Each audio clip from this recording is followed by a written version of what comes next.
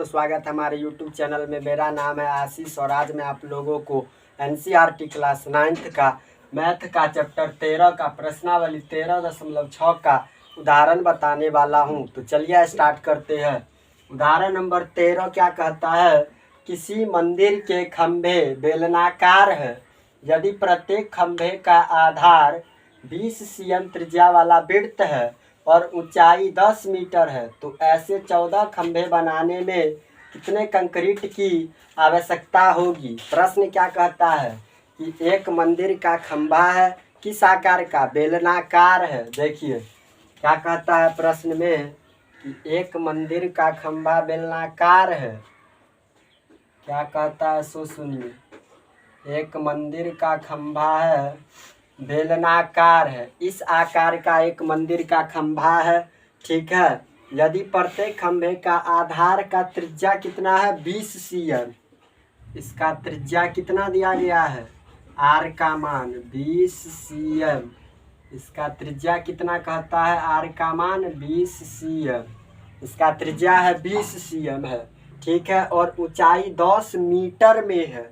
ऊंचाई किस में है, ऊंचाई जो है h का मान वो है 10 मीटर। ऊंचाई किस में है, 10 मीटर है ऊंचाई। तो ऐसे 14 को खंभा बनाने में कितने कंक्रीट की आवश्यकता होगी। ये क्या है, खंभा है। ये क्या है, एक खंभा है। त्रिज्या 20 cm, ऊंचाई है 10 मीटर। तो सबसे पहले हम क्या करेंगे कि एगो खंभा का आयतन निकालेंगे। जब एगो खंभा का आयतन निकल जाएगा तो उसको 14 से गुना कर देंगे तो 14 गो खंभा का आयतन निकल जाएगा। तो सबसे पहले हमको एगो खंभा का आयतन निकालना है। क्या लिखेंगे सो सुनिए। एक खंभा का आयतन, एक खंभा का आयतन, बोलिए ये किस आकार का है, बेलन। तो बेलन का आयतन क्या होता है, पाई आर स्क्वायर एच। बेलन का आयतन का formula pi r square h. तो पाई का मान 22/7 आर स्क्वायर है। तो त्रिज्या कितना है, 20 cm। त्रिज्या है 20 गुने 20 cm। और ऊंचाई कितना है, 10 मीटर में है। ऊंचाई है 10 मीटर में। अब यहाँ पर एक बात ध्यान दीजिए, त्रिज्या है cm में लेकिन ऊंचाई है मीटर में। तो या तो cm को मीटर में चेंज कर दीजिए या नहीं तो मीटर को cm में चेंज कर दीजिए। इसमें से कोनो एगो यूनिट में लाना पड़ता है। एक जाति का रहेगा तब ना जोड़ घटाव होगा। तो cm को क्या करते हैं कि मीटर में चेंज कर देते हैं, ठीक है। आपकी मर्जी, आप किसी को भी चेंज कर सकते हैं। तो cm को मीटर में चेंज करने के लिए क्या करेंगे, 100 से भाग दे देंगे। क्या करेंगे, cm को मीटर में चेंज करने के लिए 100 से भाग दे देंगे। कटने वाला है कोई, 20 इकाई 20 कटेगा, 20 पंचे 100, 20 इकाई 20, 20 पंचे 100 कटेगा। 5 से 5 दूना 10 कटेगा। अब तो नहीं ना कटेगा कोई, तो ऊपर में बच गया है 22 गुने 2 और नीचा में क्या बचा है, 7 गुने 5। नीचा में बचा है 7 गुने 5। तो 22 दूना 44 बट्टा 7 पंचे 35, 44/35 मीटर क्यूब। ये निकल गया क्या, ये आपका क्या निकला है, एगो खंभा का आयतन। कितना है, एगो खंभा का आयतन 44/35 मीटर क्यूब। तो हमको निकालना है कितना खंभा का, 14 गो खंभा का आयतन निकालना है। तो क्या लिखेंगे सो सुनिए। इसलिए 14 खंभे का आयतन, इसलिए 14 खंभे का आयतन क्या करेंगे, 14 से इसको गुना कर देंगे। देखिए 44/35 है ना, इसको 14 से गुना करिए, कटेगा 7 पंचे 35 और 7 दूना 14 कटेगा, है ना। तो 44 दूना 88 बट्टा में है 5। तो 5 से 88 में भाग दे दीजिए। 5 इकाई 5, 8 में से 5 घटेगा तो 3, 3 पर 8 38 होगा, 5 सत्ते 35। 38 में से 35 घटेगा, फिर 3 बचेगा, 3 पर 0 30, 5 छक्के 30, 17.6 मीटर क्यूब। यही आपका आंसर हो जाएगा। तो 14 गो खंभा का आयतन कितना निकल गया, 17.6 मीटर क्यूब। आयतन किस में होता है, क्यूब में होता है, इसीलिए क्यूब लगा दिए। यही आपका आंसर हो जाएगा। एक बार इसको फिर से रिपीट करते हैं। प्रश्न क्या कह रहा था, किसी मंदिर के खंभे बेलनाकार है। ये क्या है, खंभा बेलन आकार का है, इसका त्रिज्या है 20 cm, ऊंचाई है 10 मीटर। ठीक है, तो हमको 14 गो खंभा बनाने का आयतन निकालना है। तो देखिए, सबसे पहले हमको एगो खंभा का आयतन पता रहेगा तब ना 14 गो का निकलेगा। तो सबसे पहले हम एक खंभा का आयतन निकाले। तो खंभा किस आकार का है, बेलन आकार का। तो बेलन का आयतन πr²h, इस पर सेट किए तो 44/35 मीटर क्यों आया। बेलन का आयतन, एगो खंभा का आयतन निकला है ना। तो हमको 14 गो खंभा का आयतन निकालना है। तो उसको क्या किए कि 14 खंभा का आयतन से गुना कर दिए। तो कितना हो गया, 17.6 मीटर क्यों आपका आंसर हो जाएगा। चलिए दोस्तों, हम अपना अगला उदाहरण देखते हैं। उदाहरण नंबर 14 क्या कहता है, रमजान के एक मेले में भोज्य पदार्थों के एक स्टॉल पर दुकानदार के पास त्रिज्या 15 cm और ऊंचाई 32 cm वाला एक बेलनाकार बर्तन संतरे के जूस से भरा था। एक बर्तन है बेलनाकार जो संतरे के जूस से भरा हुआ है।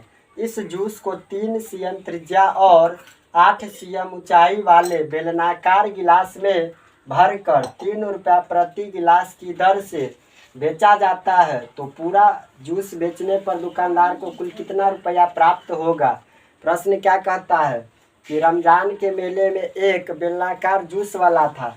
देखिए क्या कहता है प्रश्न कि एक बेलनाकार बर्तन है, एक बेलनाकार बर्तन है, एक बेलनाकार बर्तन है इस आकार का, त्रिज्या है 15 cm। इसका त्रिज्या कितना कहता है, आर का मान 15 cm। त्रिज्या है इसका कितना, आर का मान 15 cm, त्रिज्या 15 cm और ऊंचाई 32 cm है। इसका ऊंचाई कितना है, एच का मान 32 cm। इसका ऊंचाई कितना है, 32 cm।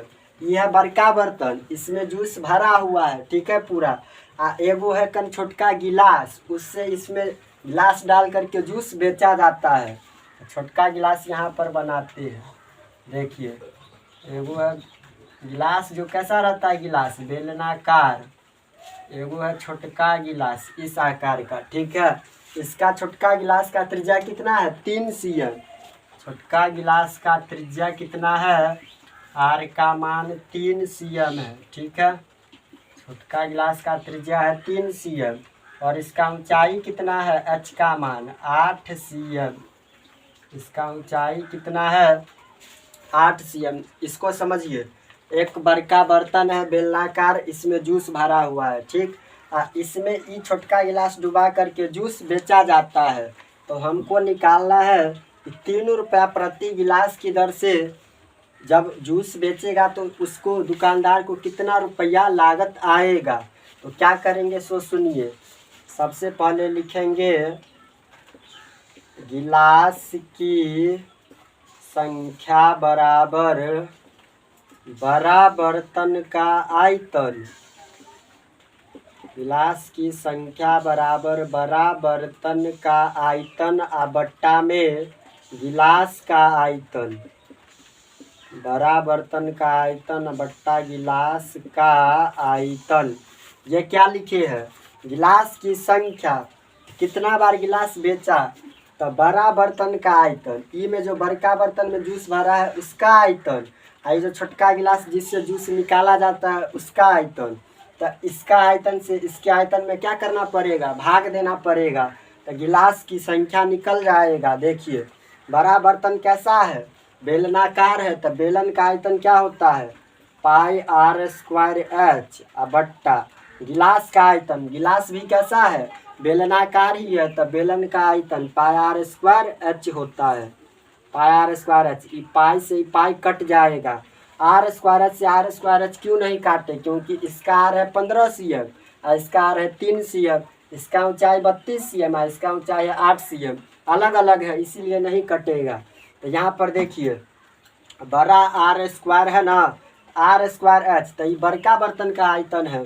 तो r², तो बड़का बर्तन का त्रिज्या कितना है, 15।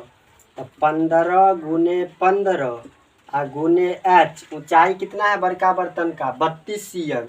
तो h का मान हो जाएगा 32 बट्टा में आइए आर स्क्वायर एच, तो यह छोटका बर्तन का ना, तो आर स्क्वायर, तो छोटका बर्तन का त्रिज्या कितना है 3 CM, तो 3 गुने 3 गुने एच, तो छोटका बर्तन का ऊंचाई कितना है 8 CM, तो यहाँ पर हो जाएगा 8। अब यहाँ पर देखिए कटने वाला है कोई, 8 से कटेगा, 8 चौके 32 कटेगा, 3 से 3 पंचे 15 कटेगा, ये 3 से 3 पंचे 15 कटेगा, तो क्या बच गया 5 25 चौके 100, कितना हो जाएगा गिलास की संख्या 100 गिलास हो जाएगा। ठीक है, तो 3 रुपया प्रति गिलास की दर से जूस बेचा जाता है, तो क्या लिखेंगे सो सुनिए, चूँकि यहाँ पर क्या कहता है 3 रुपया प्रति गिलास, तो चूँकि एक गिलास जूस का मूल्य, चूँकि एक गिलास जूस का मूल्य कितना कहता है 3 रुपया, एक गिलास जूस का मूल्य है 3 रुपया, प्रति का मतलब क्या होता है एक, तो एक गिलास जूस का मूल्य 3 रुपया है, इसलिए हमको कितना गिलास का निकालना है 100 गिलास का, तो इसलिए 100 गिलास, इसलिए 100 गिलास जूस का मूल्य, इसलिए 100 गिलास जूस का मूल्य कितना होगा, तो 3 को गुना कर देंगे 100 से, 3 को 100 से गुना कर देंगे, तो 100 दिया 300 रुपया आंसर हो जाएगा। तो 100 गिलास जूस का मूल्य कितना हो जाएगा 300 रुपया, तो उस दुकानदार को कितना रुपया लाभ होगा, तो 300 रुपया का लाभ होगा। यही आपका आंसर हो जाएगा। एक बार इसको फिर से रिपीट करते हैं।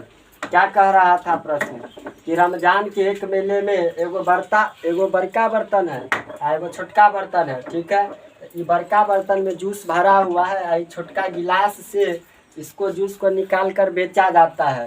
तो हम गिलास की संख्या निकाले, पहले बड़ा बर्तन का आयतन में छोटका बर्तन के आयतन से भाग दे दिए। तो बर्तन कैसा है बेलनाकार है, तो बेलन का आयतन पाई आर स्क्वायर एच, पाई से पाई कट गया, आर स्क्वायर से आर स्क्वायर एच क्यों नहीं काटे, क्योंकि इसका त्रिज्या और ऊंचाई अलग अलग है इसलिए नहीं कटेगा। तो बड़ा बर्तन का त्रिज्या है 15, तो 15 गुने 15 ऊंचाई है 32, तो 32। छोटका बर्तन का है त्रिज्या 3, तो 3 गुने 3 ऊंचाई है 8, तो 3 पंचे 15, 3 पंचे 15 8 चौके 32, तो कितना हो गया 100। गिलास की संख्या 100 आया। तो चूँकि एक गिलास जूस का मूल्य कितना कहता है 3 रुपया, इसीलिए 100 गिलास जूस का मूल्य कितना होगा 300 रुपया। यही आपका आंसर हो जाएगा। दोस्तों प्रश्नावली 13.6 का उदाहरण समाप्त हो गया है। इसमें 2 ही उदाहरण था। कल हम लोग पढ़ेंगे एक्सरसाइज 13.6। आज के लिए इतना ही। अगर वीडियो अच्छा लगे तो लाइक कमेंट शेयर और सब्सक्राइब कर दीजिएगा। मिलते हैं नेक्स्ट वीडियो में, तब तक के लिए जय हिंद जय भारत।